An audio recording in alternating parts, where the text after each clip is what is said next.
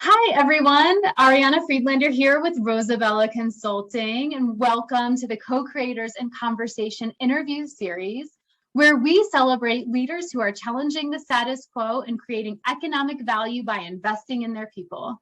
Today, I'm excited to be talking with Jason Ethridge, VP of Tech Ops and Product Development with Modernizing Medicine. Welcome, Jason. Thank you, Ariana. Happy to be here. Yeah, so happy to have you. Was wondering if you could introduce yourself, tell us a little bit about your background and your role at Modernizing Medicine, and what does Modernizing Medicine do? Absolutely. So Jason Ethridge, responsible for product delivery and release and technical operations here at Modernizing Medicine. I've been here going on nine plus years at this point in a 11-year-old company, so it's very exciting. I've been here since to see a lot of growth and a lot of explosion of greatness.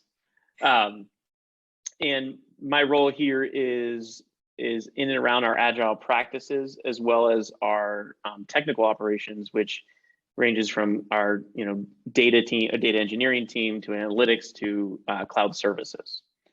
I started here almost 10 years ago as a release manager.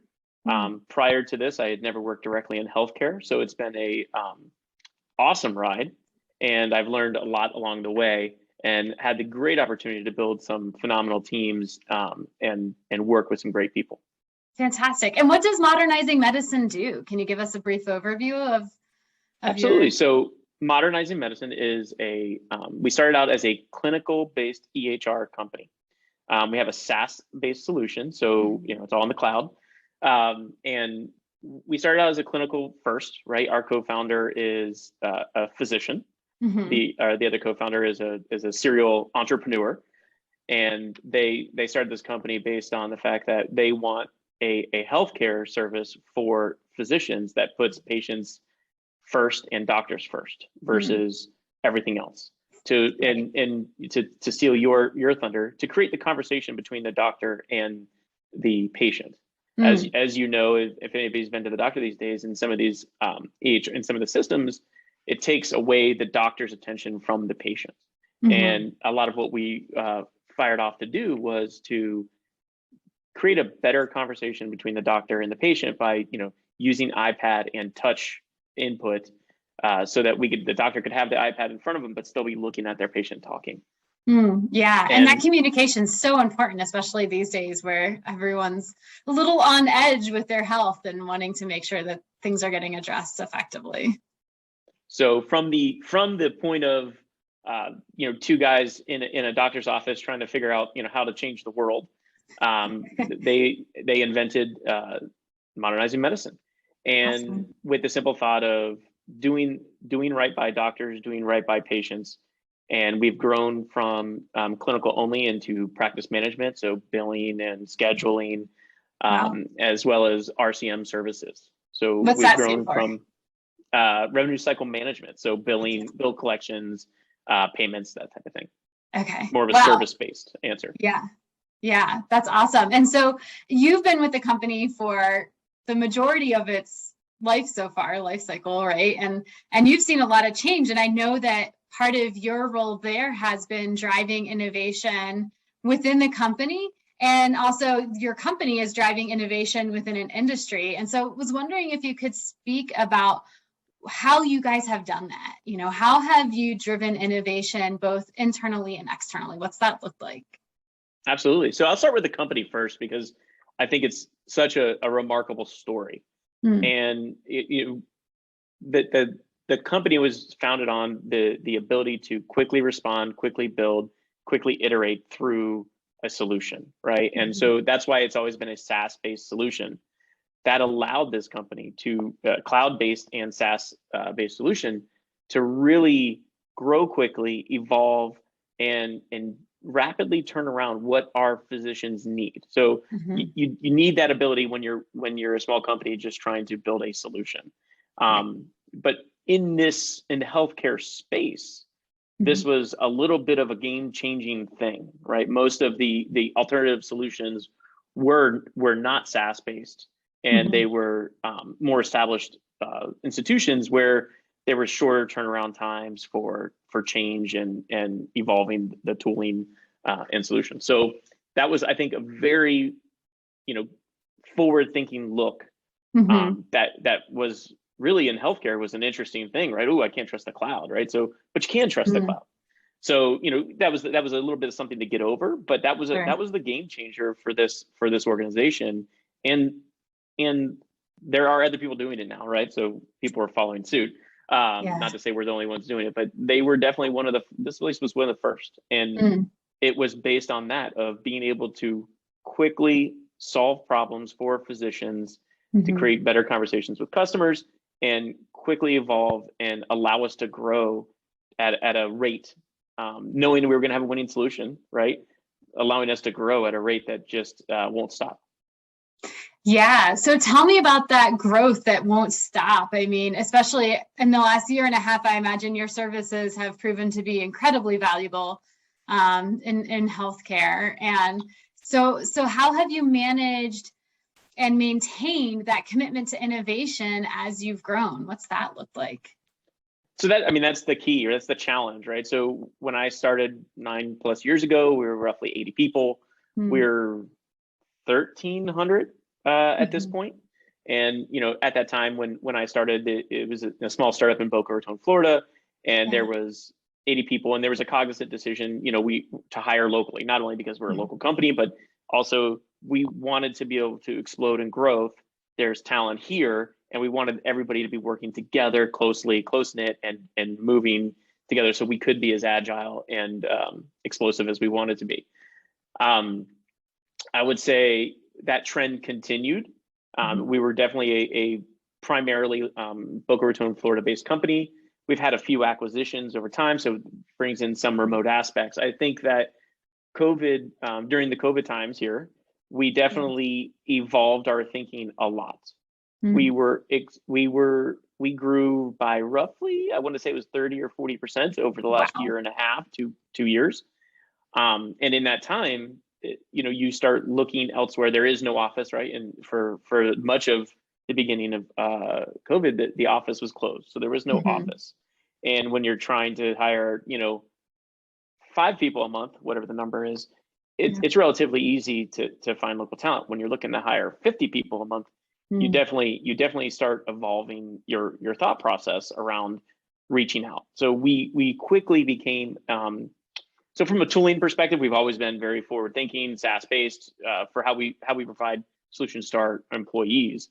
But we definitely started getting more forward thinking of, okay, it's time to start branching out and going, having a stronger remote presence.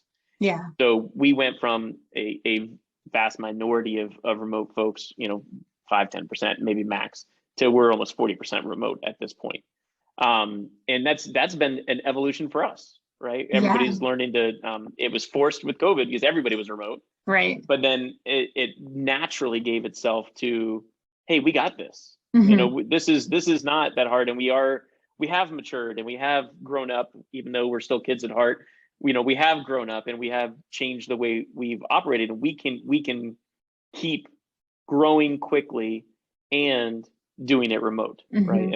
And so we've really put together some phenomenal teams by reaching outside of that comfort zone of got to be in the building type of a thing, right? Or we want it to be in the building. Yeah. So. And I wonder, I think anytime we navigate change, be it change that's desirable or change that's forced upon us, there can be resistance and challenges. And, I think listeners always appreciate being able to hear about those experiences. Were there some resistance or challenges that you found in shifting the culture, the way that culture and teams work together from, primarily in person to mostly remote while rapidly growing? So it was early on, I wouldn't say the resistance to remote, it was the preference for kind of centrally located. I think that as we grew, it's always been we have a phenomenal culture here at Modernizing Medicine. And I think that as we grew, we always made a very conscious decision to keep that culture alive, right? Which felt hard when you start thinking remote. But as we were growing, as we were maturing, we were bringing in, more folks that were familiar with remote work habits, right? So, and then we got thrust into COVID, which made everybody remote. So everybody was uncomfortable for a myriad of reasons, obviously. But we quickly found ways, virtual happy hours, all sorts of different, virtual events and virtual happenings to keep people connected. And so I don't know that it was a resistance to that change, because the change was thrust upon us, and then it felt natural once we were doing it with the people that we know and love on a day-to-day basis that we had been here with. Right. So once it's all uncomfortable at first, especially now, or especially then. It was all uncomfortable for, like I said, a myriad of reasons. But once we figured it out, it is no longer felt uncomfortable. So it's a natural progression in a weird way. So tell me a little more about like what helped you figure it out. Like you mentioned virtual happy hours and some other things, and that the culture sounds quite intentional there. And so I think it always helps for listeners to be able to get specific ideas around, managing the remote workforce, building an intentional culture, and sustaining a culture that is a big part of the reason, people are choosing to stay at or go to or leave companies is culture, right? These days. So what are some specific examples you can share of building and sustaining that culture that, you can do some things in person that might be harder to do remote, or things that you found you could do in remote that might surprise people? Absolutely. So I think one of the things that we quickly moved to, so here, we've always catered lunch on Mondays and Thursdays and breakfast on Fridays, right? That's just been one of the things we started with when there's 5 people to 1,300 or whatever, right? I think once the office closed, it was, there's something about breaking bread with people that always brings them together, right? And it brings those natural conversations. I think that, one of the things we quickly did is we started sending out kind of Grubhub gift certificates to everybody, right? Everybody got a Grubhub account, and money was funded. And then we encouraged, people to use it together, right? So virtual team lunches, stuff like that. I think the other thing is leadership, right? The encouragement of using the camera, right? It's one of the things that, when we went remote, everybody's on a call, but maybe a third of people have their camera on, or a quarter. And it is an interesting thing to bring people out of their comfort zone with a camera, right? In an aspect, it's one thing when you're sitting in a room, it feels very natural. It's another thing to force that face-to-face interaction over a camera. So, and you can't force it, but you got to coax people into it, right? So make it a game. Make it, everybody's got to hold up Post-it notes. When you're doing your sprint planning or something like that, we're getting back to the physical.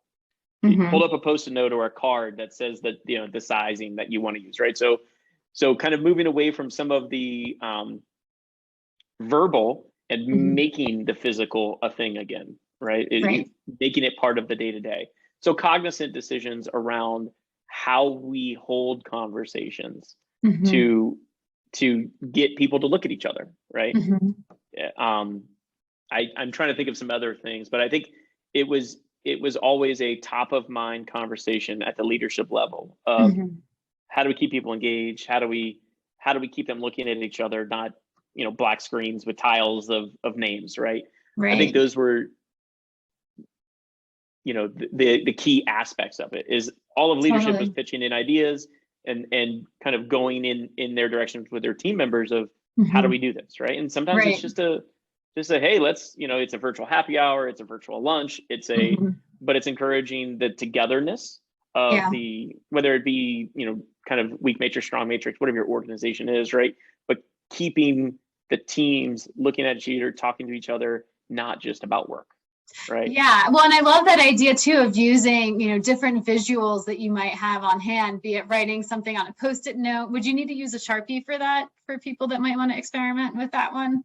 Absolutely. You got to use something a little thicker. It's definitely got to have some bluntness to it. Right. Yeah. A pen, it might not show up as well, but I love that. Like, you can even hold up fingers. Hold fingers. Yep. Yeah, cards. What kind of cards would people hold up? Was it like a deck of cards, or was there? So we did have a deck of poker planning cards. So for our agile practices, we're an agile shop. Right. And so we long ago invested in poker planning cards for like all the teams, right? So Okay. kind of making sure they came in, got them home. So one of the things we did is while we closed the office, you can still come in, schedule with facilities, come in, grab something if you needed. So like started encouraging teams, go get this, go get that, and kind of pushing that way of making sure they had what they need to do it. And at the end of the day, everybody's got fingers, so you can always do it that way. Yeah. And so it sounds like this was something that leadership was really vested in. And so what role, above and beyond, those brainstorming sessions that leadership had together, what role did they play in normalizing this behavior in the company? So we have what we call First Fridays here. And at the first Friday of every month, so tomorrow actually, or October 1st, first Friday of every month, we do a company-wide meeting. Mm-hmm. And we never let that go. Mm-hmm. So it wasn't in person, it was now virtual, cameras, and it gets a little harder with that number of people. You're not going to see everybody's face, but generally speaking, leadership was there showing their face, doing the dance. Mm-hmm. And then it's always followed by a virtual happy hour. Mm-hmm. Or in pre-COVID days, it was happy hour, the whole company, right?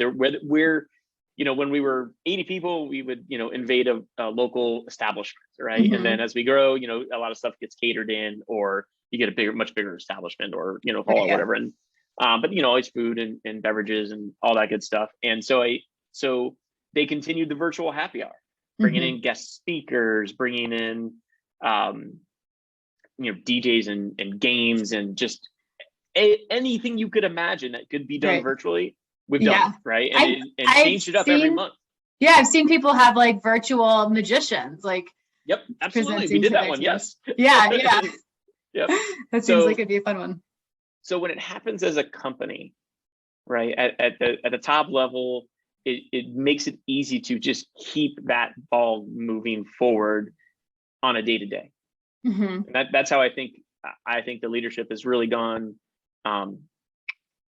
long and far out of its way to make sure we keep that culture running, even though we have to do it slightly differently. Right. Yeah. It sounds like an element of consistency, right? Like, okay, well, it's not going to look exactly the same, but these foundational pieces we are going to uphold.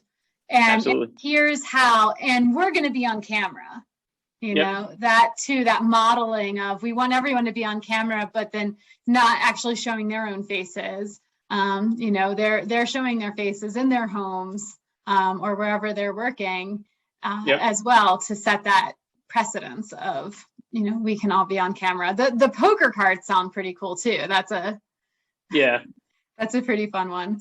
You shared earlier that part of what has made modernizing medicine innovative in the industry was the way you could respond rapidly to the needs of clients, and that was different than the solutions that were available before.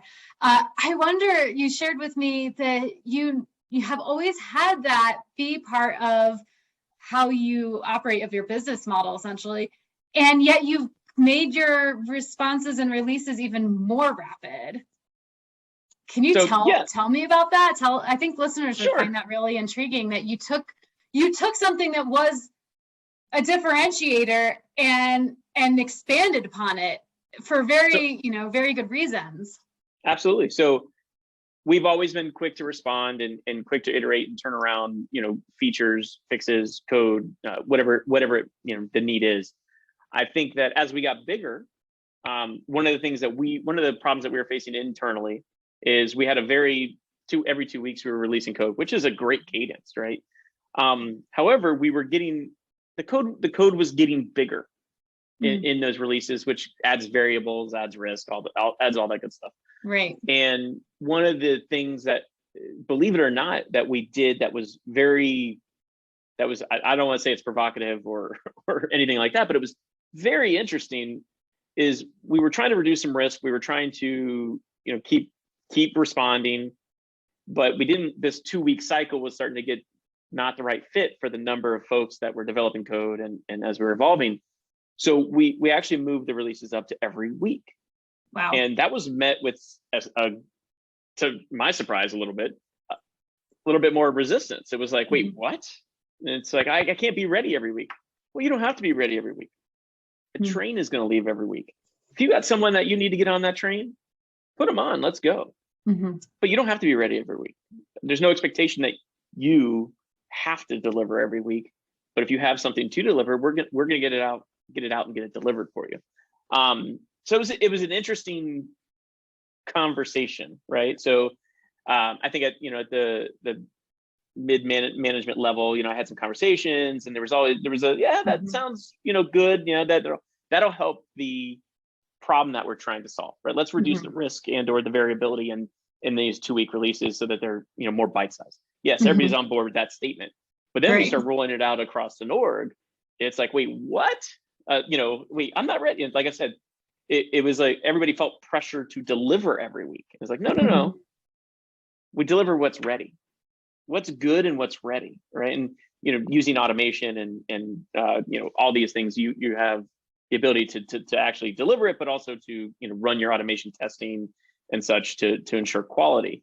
Right. So which are really obviously very important things, especially in healthcare. But it was definitely met with some opposition. Opposition is not the right word, just shock and nervousness, but every change is, right? So it's really how you get people on board, and sometimes you have to drag them along, and and they have to see it work a little bit, right? And so everybody operates a little bit differently, right? So we had some general buy-in, and then we just moved forward with the change, and then obviously the first 4 weeks or whatever it was a little bit like touch and go, and you still had 2 of those releases that were a little bit bigger than the other 2, but over time it very quickly became a natural cadence, and felt great to everybody, right? Everybody got used to it and was able to think around it and plan around it, and not think of it as such a big task every week. Well, and I think you highlight something that is a struggle or challenge that a lot of leaders experience and face when instituting a change like this, is that you get buy-in for the higher level idea. Yeah, that's great. Reduces our risk, makes things more bite-sized. Let's go to weekly instead of, every other week deployment. And then it gets to the actual making that happen. Yep. And where the rubber meets the road sometimes is where there gets to be a little bit more antsiness. And you shared that feeling, what was expressed was, well, what if I don't have something ready to deploy? Right. And so a little bit of crafting those expectations, I think, as a leader, that's so important, that, instead of getting into the space of being argumentative or defensive with team members around, well, you just have to do it that way. Understanding the story they're telling themselves and the power of that, and being able to pull that from them so you can set those expectations so they're shared, instead of them being stuck in this, I have to deploy something every week storyline that isn't facing the reality you're really wanting to set and the expectation. Yeah, absolutely. The reality wasn't we need to deliver more. It was we almost need to deliver less, but more frequently, right? And then in that concept of you're not having a vehicle leave next Wednesday doesn't mean you have to get in it. It just means that someone else is going to get in. Someone's always going to use it, right? So we're just facilitating more vehicles, type of a thing. So when you change the conversation to, oh, we're shipping every week, to we're going to have a vehicle leaving every week, and whatever's in it is in it, and there's no pressure to get in it. You don't have to get in it. It really kind of changed the thought or the nervousness around it.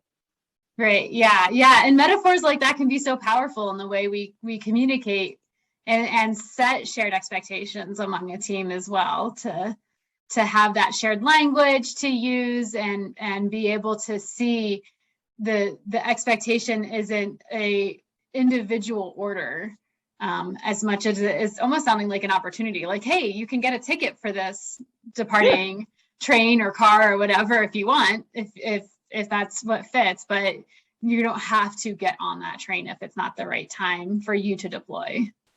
Yep. Flexibility and options. Yeah. Yeah, it helps. We all want to have that sense of control and autonomy. That's absolutely. And so And that's what makes everybody successful, right? That's what makes companies successful is giving folks those tools to be autonomous, right? Yeah, and I wonder, like, in moving to weekly deployment, have you seen that has led to more sense of autonomy and independence and being able to choose work schedules and priorities and things like that? Absolutely. I mean, giving folks more options is always at first a little much because it feels like more, but it at the end of the day, it allows people not to rush and to actually make sure they're ready or that they want to do this, or whatever the more vehicles is more about delivering value to our users when it's ready, right? And so we're in healthcare. The last thing we want anybody doing is on Tuesday getting worried about having to close something up because they really need it out in the next week, but it's not ready for that Wednesday night or that Thursday, whatever time the train leaves, right? Right. And having the ability to go, okay, I can take a breath.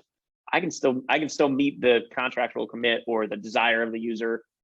It just next week, right? We definitely want to empower folks to make sure that we're ready, and both internally and externally, right? I think one of the most interesting things for us is while our ability to turn around things quickly has made us successful, I'll double back on that. And one of the more interesting things is our users are physicians and their office staff.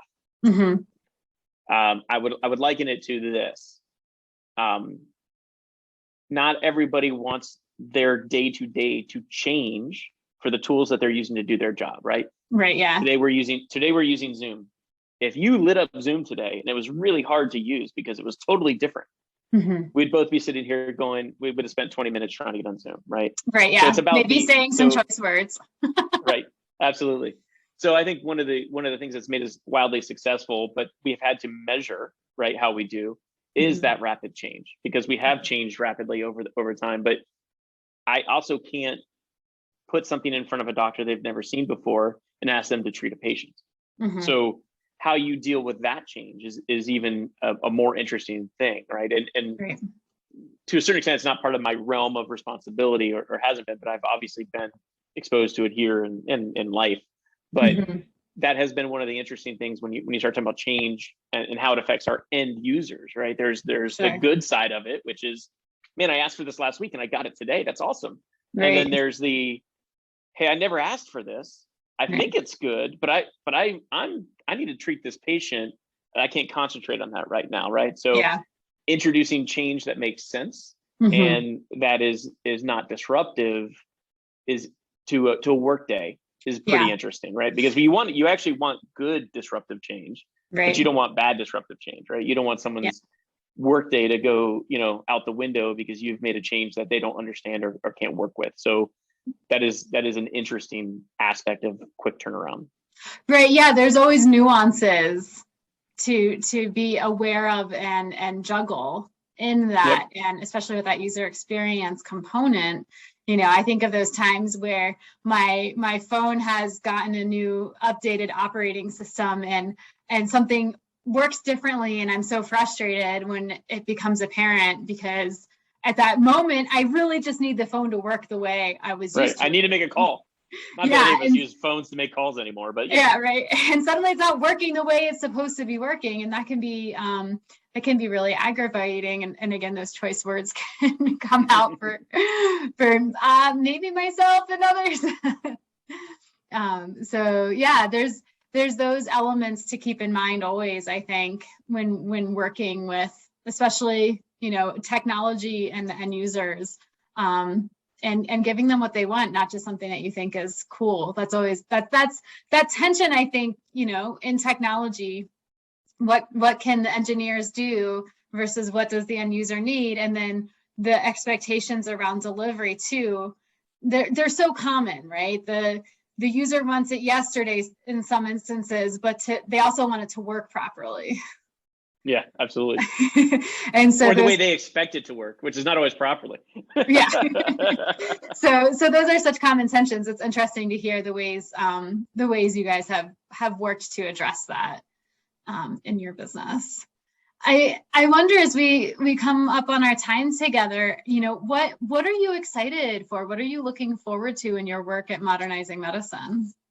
So my passion has always been people, right? I'm a strong believer in investing in. It's kind of interesting, it goes along very well with the title of the series. Yeah. But my passion has always been people, right?